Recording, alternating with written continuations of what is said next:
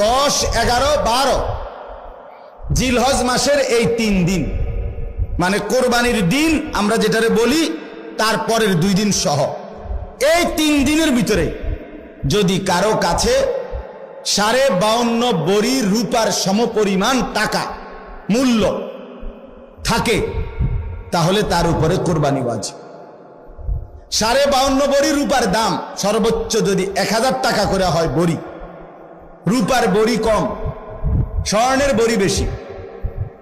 রূপার বড়ি 1000, 1200, 1300, কখনো কখনো 2700 টাকাও হয়।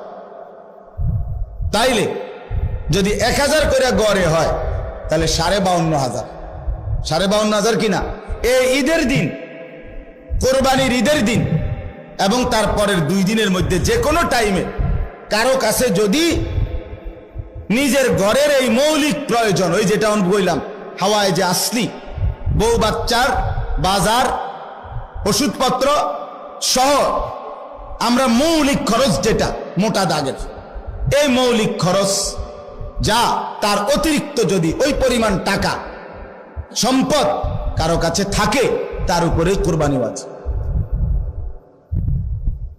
আল্লাহ রাসূল সাল্লাল্লাহু আলাইহি ওয়াসাল্লাম বলেন, যার উপরে কুরবানি ওয়াজিব হলো অথচ কুরবানি সে করলো না, রাসূলুল্লাহ সাল্লাল্লাহু আলাইহি ওয়াসাল্লাম স্পষ্ট বলছেন, ফালা ইয়াকরাবান্না মুসাল্লানা, সে যেন ঈদগাহে না আসে, সে যেন আমাদের নামাজে না আসে।